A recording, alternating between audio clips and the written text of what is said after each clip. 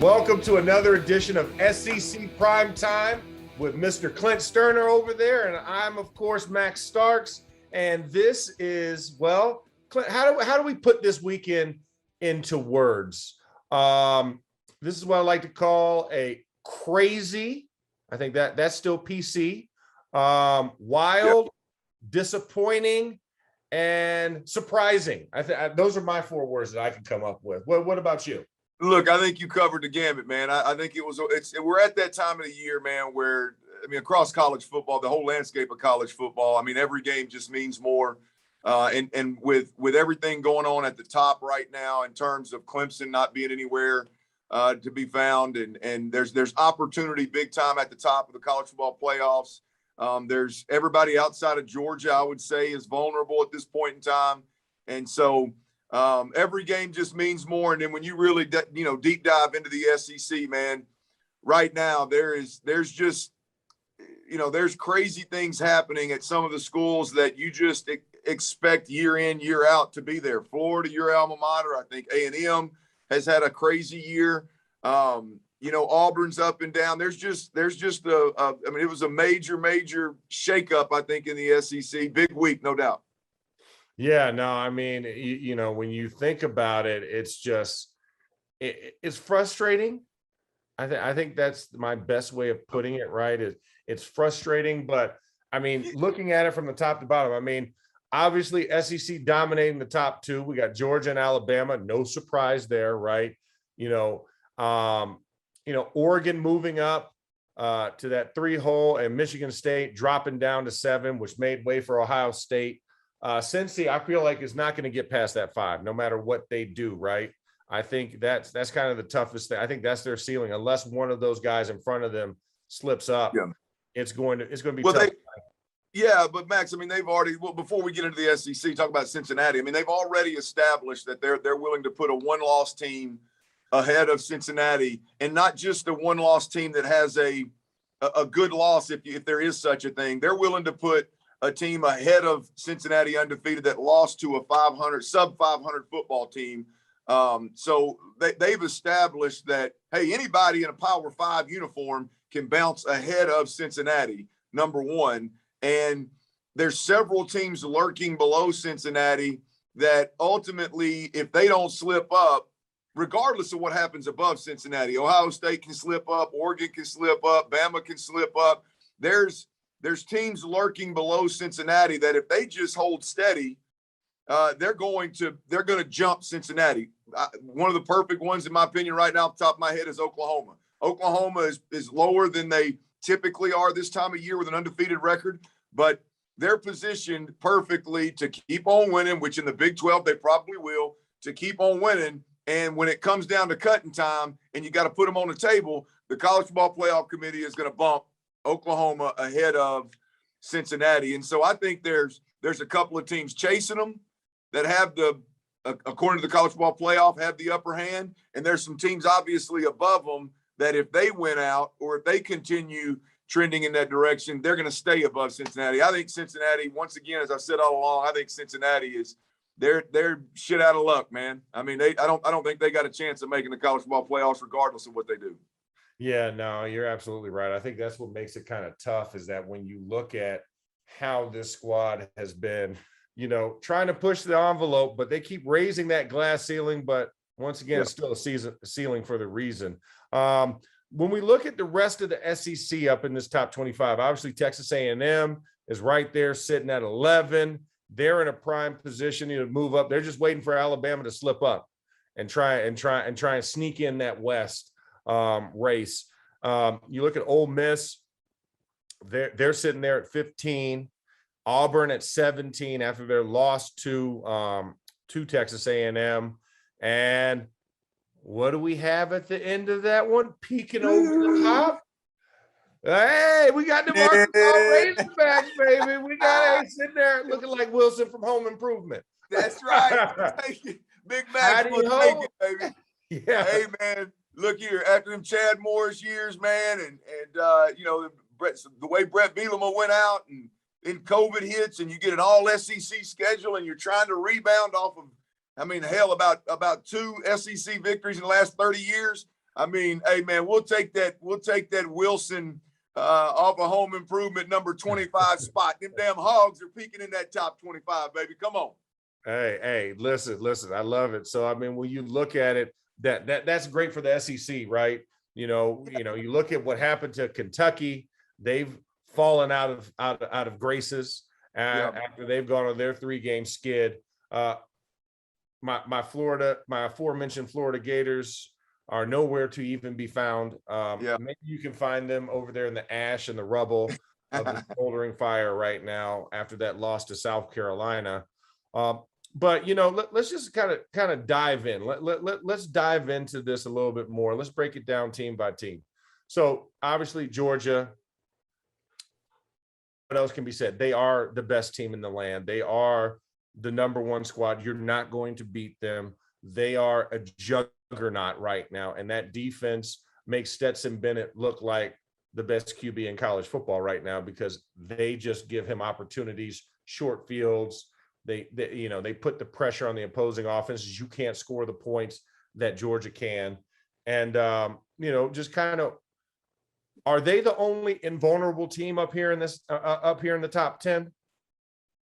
Absolutely. I think when you look at Georgia, I mean, they're ruining opponents' seasons, not just beating them up on Saturday, but they are ruining opponents' season. Look what they did to Arkansas. They beat Arkansas. What Arkansas do? They ended up losing 3 straight, falling out of the top 25, right?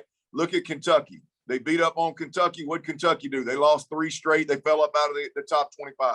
Look at now your Florida Gators. They beat up on Florida. What does Florida do? They go next week and the wheels come off against South Carolina.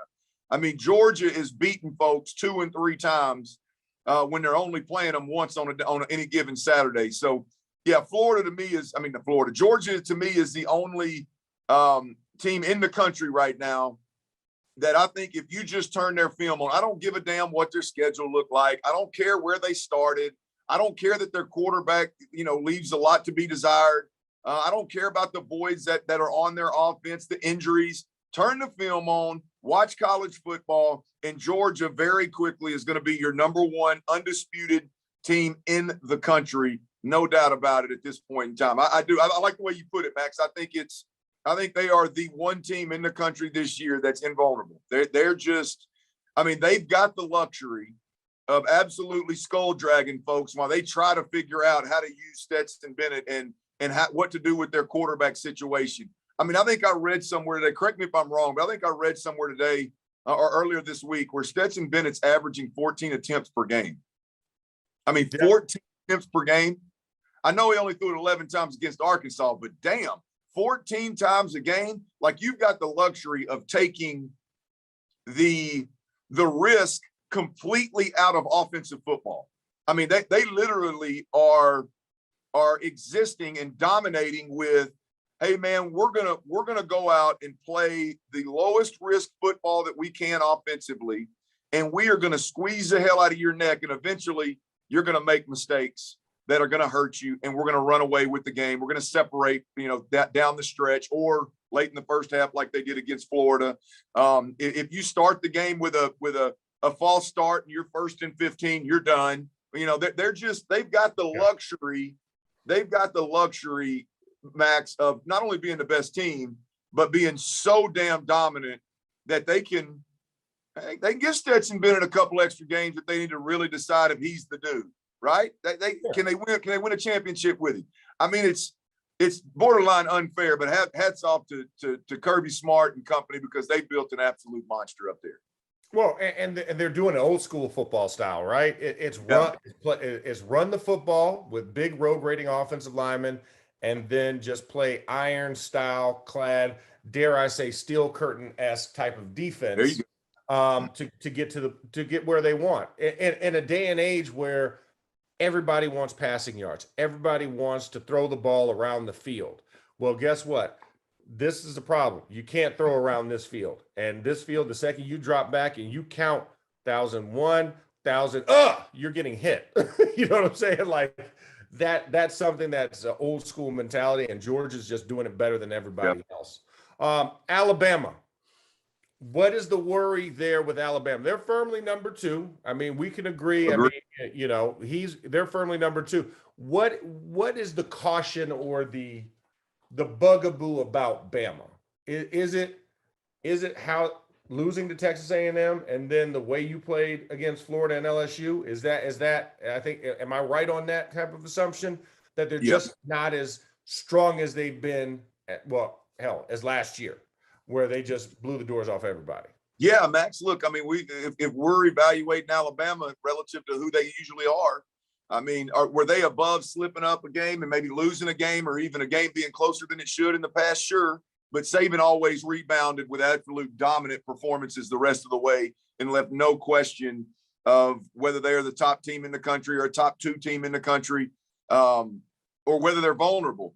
And, you know, I think the last time that I thought Alabama was vulnerable was when Tua took over for Jalen Hurts. And in that era where Jalen Hurts and Tua were the quarterbacks and they were deciding to go a spread offense, right? They were going to spread this thing out. They were going to make it, you know, where they could score more points, sure, but you also risk more turnovers, more sacks, more risk with your quarterback from a health standpoint. I thought, okay, at that point in time, they're vulnerable. They're going to be tough to beat, but they're vulnerable. Well, they proved me to be dead ass wrong because they kept rattling off dominant wins and championships. Yeah. And I sit here today, Max, and I'm with you, man. I think they're vulnerable. They're still one of the best teams in the country, but I think they're vulnerable. I think they've shown it against A&M.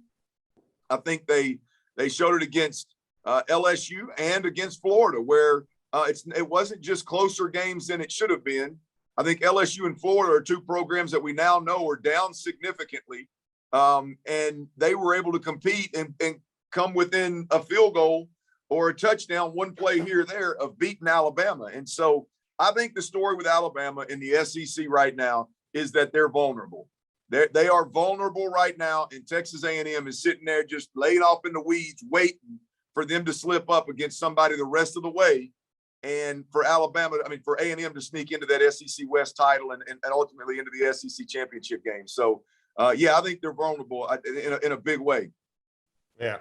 Yeah, I completely agree. I think this is not the normal Saban team. I mean, they're young. It's young at Bryce Young at quarterback.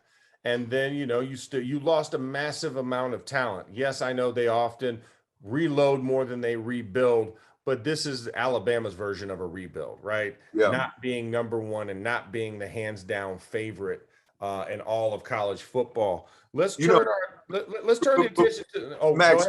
Well, before we get off Alabama, keep in mind they've got New Mexico State this weekend, which I mean obviously is going to be a run through.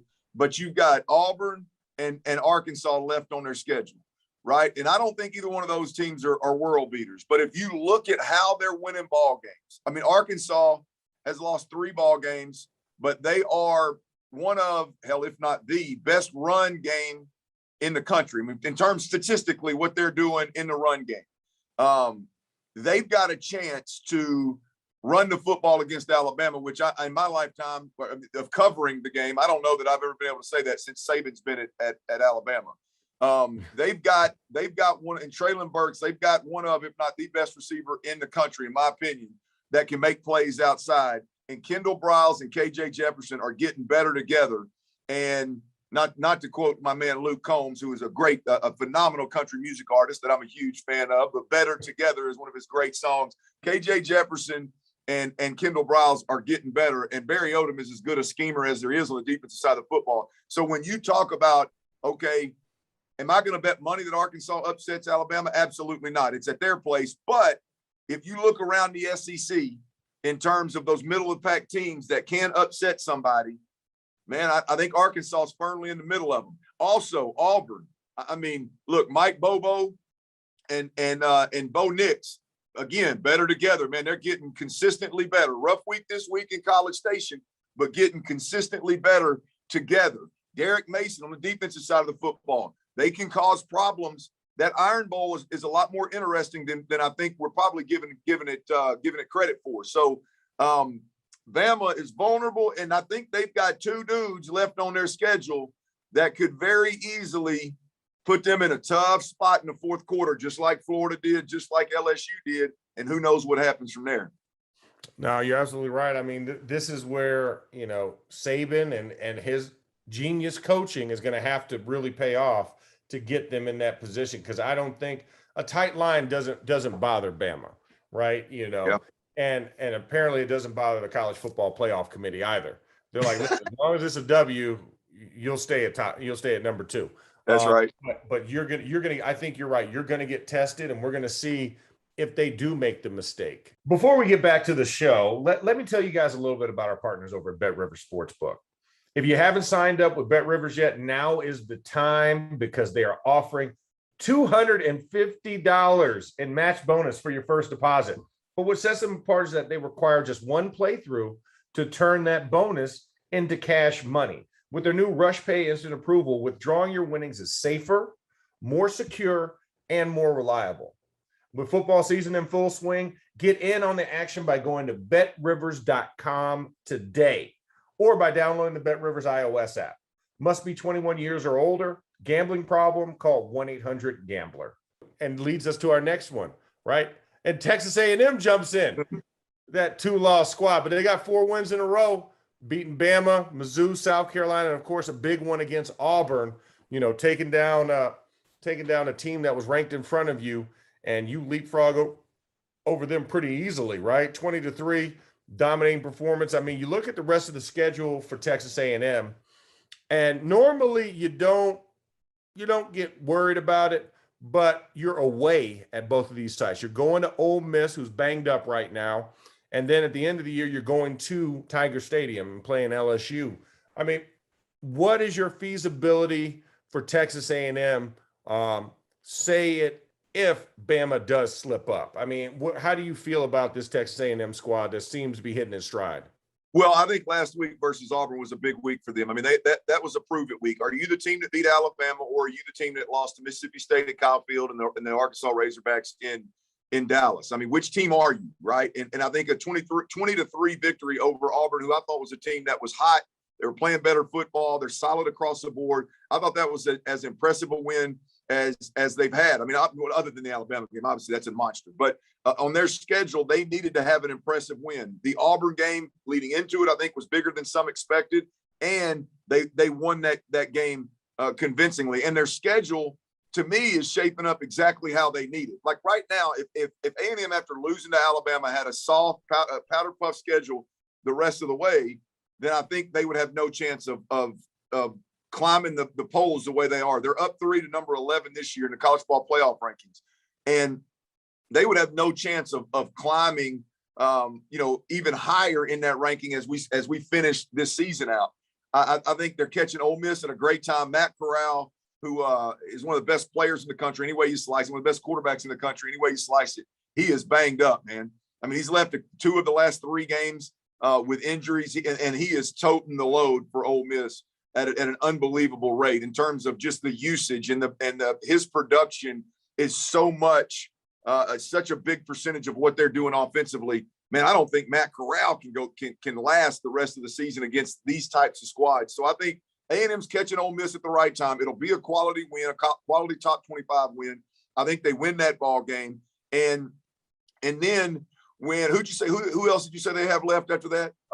LSU. I'm not counting Prairie View, but they're catching, right. They're catching LSU, even though it's on the road. They're catching LSU, and LSU is a very beatable football team. Look, I think A&M is legit. I think they're real. I think they are the team that beat Alabama. I think they had a hiccup early in the season when they had to play. They had a lot of young guys playing, then had to play their backup quarterback. I do believe that's the case. I think Alabama's for real, and like I said, man, they're laying in the weeds. And I wouldn't be mad if Arkansas, definitely if Arkansas upset Alabama, but if Arkansas or Auburn upset Alabama and A&M got into that SEC championship game, Max, I wouldn't be disappointed in that. I think that'd be pretty interesting, to say the least, in the SEC. Yeah, no, absolutely. I would love to see some fresh blood in that championship game. I think, knowing that whoever plays Georgia is going to have just an absolute street fight on their hands, but I would like to see somebody new in the West kind of representing that whole. We talked about it. Ole Miss banged up, but still top 15, right? 15 in the rankings, and they're just hanging on by a thread. Like you said, Matt Corral is just dinged up. I mean, this is a guy we had as a Heisman favorite a couple weeks ago, and they've obviously kind of fell a little bit to the Yeah. wayside. I mean, you beat Liberty in that process. You have the LSU victory, but you lose to Auburn. I thought that was the pivotal one, right? We were talking about Auburn, Texas A&M, and Mississippi State really being the three games that Ole Miss had to have in order to be in position at the end of the year. And they fall to Auburn, and that knocks them down.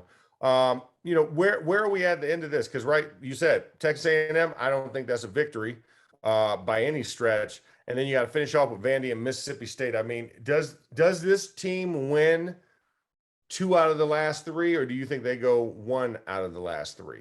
I think they go one. Look, I think you talking about Ole Miss. Yeah, Ole Miss. Yeah, look, I think Ole Miss falls off. Who'd you say they have left? They have Texas A&M this weekend, Vandy, and then Mississippi State. Yeah, I mean, look, I think they win. I think they beat Vandy. I think the Egg Bowl obviously is always a hell of a matchup. I think A&M beats them this weekend. I think Mississippi State ends up beating them at the end of the year, and I think it's solely because they are so dependent on Matt Corral in terms of production that I don't think that they can continue. Playing the caliber football that they played up to this point. I don't think they continue that moving forward. So they're the team out of Arkansas, Auburn, and Ole Miss right now that's ranked higher out of those 3. But I think they fall off significantly down the stretch here simply because they just don't have the depth, the bodies for the physicality of the SEC. And they're banged up at the wrong position right now. I mean, that's just a bad combination for really anybody outside of Georgia, Florida, Alabama, maybe A&M. I mean, you just can't afford to be beat up at certain positions, and you can't afford to be beat up across the board on your depth chart at the first level because your depth isn't the same as everybody else. You can't rotate players like everybody else can. So I think Ole Miss is a team that falls off down the stretch. They lose 2 of their last 3. And they limp into the end of the season, limp into a bowl game. Yeah, no, I mean, it's one of those things, for as good as it was this year, with Lane Kiffin and Matt Corral, eventually, hey, listen, the tread's going to wear off that tire at some point. You can't run that kid and have that kid throw and have him really be your dual threat offense by himself. Yep. Like, you need that running back to take some of that burden off of him, but he shouldered the load. So you hate to see that, but I will say this, that is a special talent as a kid. Yeah, no question, Max. It's the same thing. You look, again, I hate to keep going back to Arkansas, but you can go back to Arkansas. You can go back to Auburn. I mean, you can go back to these schools and look at the quarterback play, right?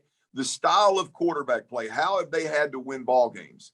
And ultimately, down the stretch, look at the Penn State game for Auburn. It came down to Bo Nix. You look at the obviously the A&M game, but look how the LSU game went for Bo Nix. I mean, he is out there fighting for his life and just getting the dog beat out of him consistently. Down the stretch, man, that hurts, and it's hard to recover from that. Look at Arkansas. They got lucky that their bye week fell when it did, and you really got an extended bye week because they had UAPB before that, so they really had 3 weeks to recover for this backside stretch run. And so their quarterback is bigger, more physical, and had 3 weeks to recover before you make this run. Hell, Matt Corral just keeps getting banged up every damn time he goes out there. So, I mean, it is just an absolute monster in the SEC when you're asking guys to do what Arkansas is asking KJ to do and what Ole Miss is asking Matt Corral to do, and really all of these guys. But the 2 I just mentioned are the ones that are still in the top 25 that are quarterback driven, and man, those guys are fatigued as hell. Yeah, they're absolute war daddies, but it's tough roads. All right, let's bump on down to 17, as we still have SEC teams who are in the top 25 to cover, which is a luxury because we could be the Pac-12 and this show could be over with by now. That's right. But no, Auburn, obviously they take a tough loss. A very dominating loss. They got dominated by Texas A&M in this game. You lose 20-3, but the gods saw it fit that you only had to fall 3 spots. Yep. Their schedule the rest of the way. We're looking at Mississippi State. We're looking at South Carolina and Bama, obviously for that good old Iron Bowl game to round out the end of the season. But I mean, Auburn, Brian Harson's come out and said it. Hey, we got to score touchdowns to win games. They didn't score one last week. When they beat Ole Miss the week before that, touchdowns. They came out on top against Ole Miss. A very hard fought game, won it by 11. They beat your Hogs. In a very in a close game. I'm just going to leave it at that. And but they got Mississippi State coming up. They got South Carolina. And like I said, they got Bama. I mean, how do you see this shaking out for Auburn? Year one for Brian Harsin. Are you impressed with what him and Bobo have come up together with to get for Bo Nix?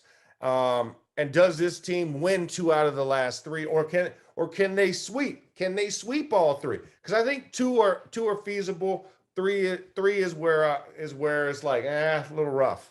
Yeah, look, I think 2 is a good number. I think 3 is a stretch. But if they just make that Iron Bowl more interesting than we expected it to be, then I'm happy with it, man. I'm a believer in what Brian Harsin is doing at Auburn. I think he's already exceeded expectations. I think when you look at, again, Mike Bobo and Derek Mason, those are 2 really, really high quality, high level defensive coordinators.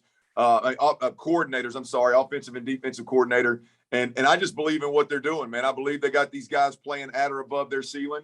And I believe when Auburn, given all things considered, when Auburn is playing at or above their ceiling, I think they beat Mississippi State. I think they skull dragged South Carolina. And I think they got a chance to upset Bama in the Iron Bowl. And so I'm a believer in it, Max. I'm not gonna bet on them upsetting Alabama, but I'll give them 2 of the last 3 that they win, and ultimately on the season they continue and ultimately finish exceeding expectations in Brian Harsin's first year. Yeah, no, I think where we're at right now, the fact that Auburn is a legit squad in the West is a huge kudo. I mean, because you just think of what Brian Harsin went through, right?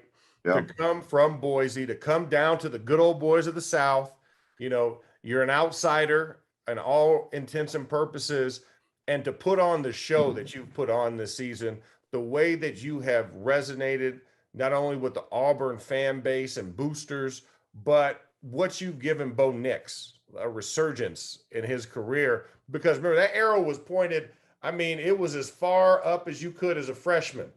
Then he plateaued. And then the beginning of this year started going on the decline. Yeah. He got benched. And then for him to shoot back up and answer the call, says a whole heck of a lot, man. And I'm with you. I think 2 is where we're at. But I will say this, like you said, it's going to be interesting because it's in Jordan Hare. You know what I'm saying? It's not in Bryant Denny. It's in Jordan Hare. We know crazy things happen in that game when they're hosted by Auburn. So I'm not going to bet for it, but I'm definitely thinking that game's a lot tighter than everybody anticipates. Hey, Max, I mean, you hit on a good point, man. I mean, Bo Nix, I'm not apologizing to Bo Nix at all, because I think there was a time this year when his career left a lot to be desired, and ultimately midway through the season, I think anybody with a football brain was questioning, man, is Bo Nix really the guy? But I'm going to tell you, man, I was on the sideline at the Arkansas-Auburn game watching this cat play, and he took a huge step in the right direction, right? You're talking about a kid that responded to extreme adversity this year in a major way. There's no doubt about it that Bo Nix earned all the criticism that he had before. I don't know what week that was. They played Arkansas week 6, maybe. His career was suspect at Auburn. There was reason to criticize and question what Brian Harsin was going to do at the quarterback position. Once he performed against Arkansas the way he performed, since then, there is no doubt about it. When you watch the kid play, it's a different quarterback. It's a much improved quarterback. It's a more mature quarterback. And then all of a sudden you got, by the way, he still has that little bit of elusiveness to keep plays alive out late in the game if it's a close game in the fourth quarter and you need a conversion or a touchdown. He still has the ability, if you overplay their run game, to get out that back door for 10 or 15 yards. I mean, his game has really come together over the last month, man. So I'm not apologizing one bit to Bo Nix, but I'm damn sure tipping my cap to him, because what he's done the last month has been special. And from a quarterback development standpoint, it's rare at this point in his career. And I admire dudes that answer the bell when adversity strikes in a major way. And Bo Nix did that. And so I'm a fan moving forward, no question. Yeah, no doubt, man. I think that's exactly what it is. Like he took the team on his back and said, no, I need to be better. And that's the resiliency you want to see, right? I don't make any bones about it. I'm right there with you. Hey, I was the other guy paddling the aura on the what is Bo Nix doing boat. You know what I'm Yeah. saying? But like you said, he responded to the adversity. He did what a great leader does, what a great quarterback can do for a team. You can galvanize your team, and they've rallied around him. Like you said, I think the key word since the benching to now has been efficiency, right? Yep. He's not trying to go out there and make the splash play. He's not trying to win the game on one throw. He's like, no, hey, listen, how do you eat an elephant? One bite at a time. Let's go ahead. Let's keep chewing and chewing and chewing and get to our point. And so I think he's made that kind of mental shift. Well, as we come to the last part of the show, we must bring up, of course, those Razorbacks. Come on, baby. Peeking at the top at 25. They got the turtleneck out. They're like, let me peek out of the shell here. Looks good. Looks good. Man, your Razorbacks, man, when I think about just kind of where they've been, right? This has been a roller coaster for Arkansas. It has been as amazing as you want as a start, and then it got bad. It got bad, real bad towards the middle end of the season. You think about the way you played Texas and just absolutely mollywop Texas. Then you take on Texas A&M and you give them all they can handle and more. Then you run into a buzzsaw. You run into Georgia, which nobody wants to run into Georgia right now. Y'all take face first, and they hit you hard. And then what happens? Georgia's done this to every team they played. You go on a 3-game skid total. It affects you next week and the week after. Tough one, of course, against Ole Miss, man. Y'all go to the hilt, 1-point game. And then, of course, the Auburn game. But then you rebound. Hey, great effort. You beat Mike Leach and that air raid. You got 3. You got 2 out of the 3 that are going to be challenges. You got LSU up this week. I don't think that's going to be as tough of a challenge because I think LSU gave Alabama everything they had in the tank. And right now they got a bunch of guys pushing the car from behind to get to the finish line. But and then you see Bama. How are you feeling about Arkansas and where do they get to? I'll say, I think they get 8. Do you think they get 9? Ooh, come on, man. You put me on the spot with that, Big Mac. Hey, listen, I asked you about every other team. I can't sit there and not ask you about Arkansas because y'all are in the top 25. Ask for it. Hey, will we finish 500? I'm going to tell you, I don't know. Hey, man, I think they get to 8, man. I think they get to 8. I do think they give Alabama a run for their money because I do think it's a good matchup when you look at this point in the season. I think you can look at the tendencies of teams and stats do matter. I think they give Alabama a run for their money, but I'm not picking them against Alabama at this point. I do think they get 2 of the last 3. I think they get to 8 wins. I think KJ Jefferson, as I said earlier, KJ Jefferson and Kendall Briles, man, they're meshing, man. They're better together every single week. And when you look at KJ Jefferson just in a vacuum, KJ Jefferson is developing, man. I mean, I told some guys earlier this week, Max, like, you take the 4th down throw against Ole Miss that gave them the opportunity to go for 2 to win the ball game. And really that whole 4th quarter where they were just trading blows with one of the best offenses, if not the best offense at the time in college football at Ole Miss. They were exchanging blows with it. And dude was cool, calm, and collected the whole way, making throws, making runs, making great decisions, not turning the football over. And then you look at this past week's game when they get the football back late and they're down, and there's a minute 20 something left, maybe a little over a minute left. Everybody in the stadium, right? 70,000 plus sitting on the edge of their seat, hung on every second ticking off the clock. Everybody watching on TV hung on every second.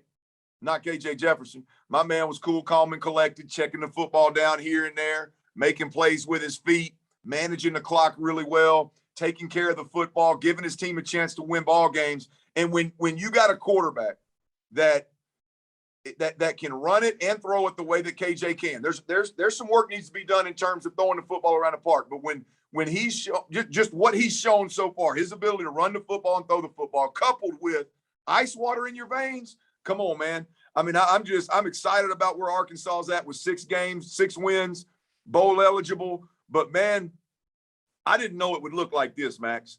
I didn't know it would look like this. I didn't know that KJ Jefferson would be such. I mean, there's a chance by the end of the year, Max, he's going to be a killer, man. He's going to be a dude that when you play Arkansas, you got your damn hands full defending the pass and the run with KJ Jefferson consistently. I think we've seen it, small sample sizes here and there, but after that Ole Miss fourth quarter and after that last drive against Mississippi State last week, man, I think KJ Jefferson's coming into his own, brother. I think they're going to be a problem. They get 2 of the last 3. They give Bama a run for their money, but don't get it.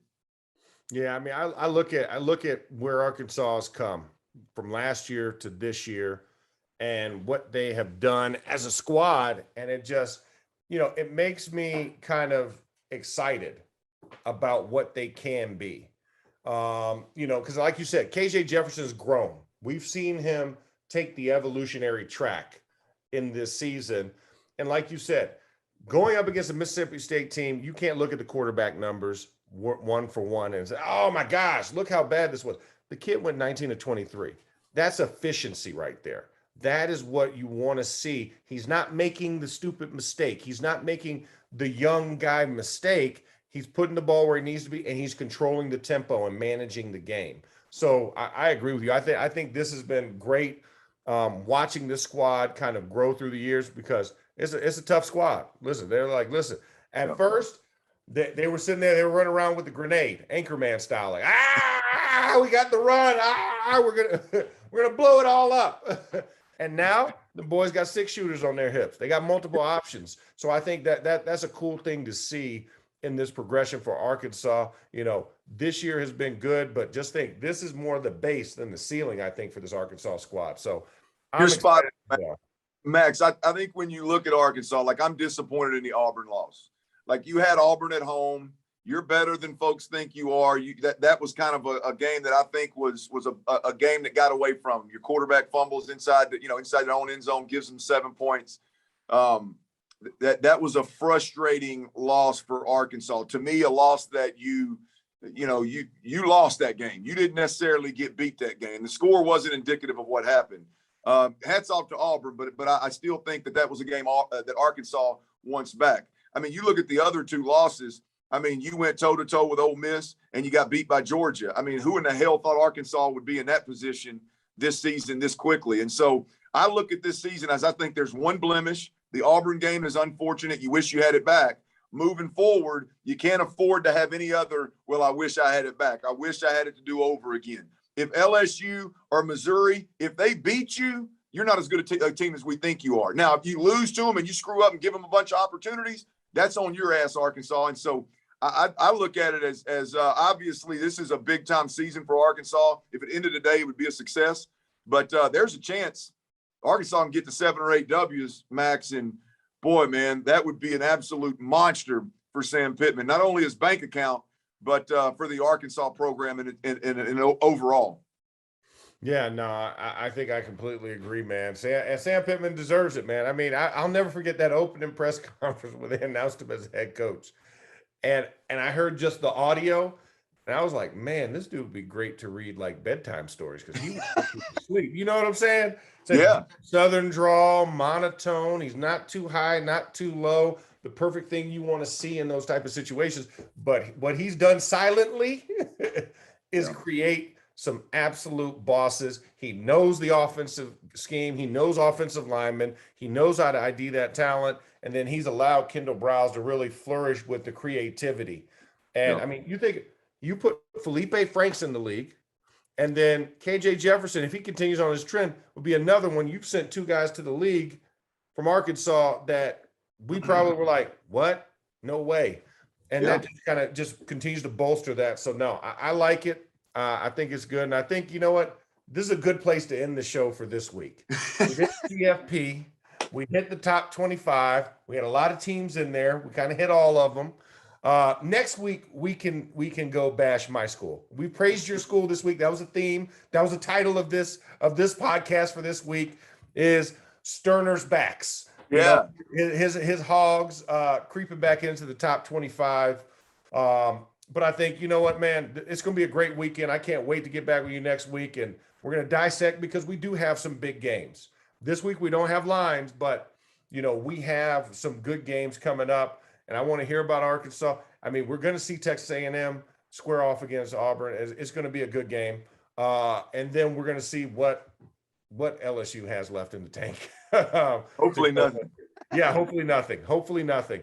But yeah, no, great show, man. And once again, thank you guys for tuning in. This has been SEC Primetime with Starks and Stern. Make sure you go subscribe, like, watch our stuff, retweet it on Twitter, and we'll keep giving you guys great headlines because this is the greatest conference of all in college football. That's it.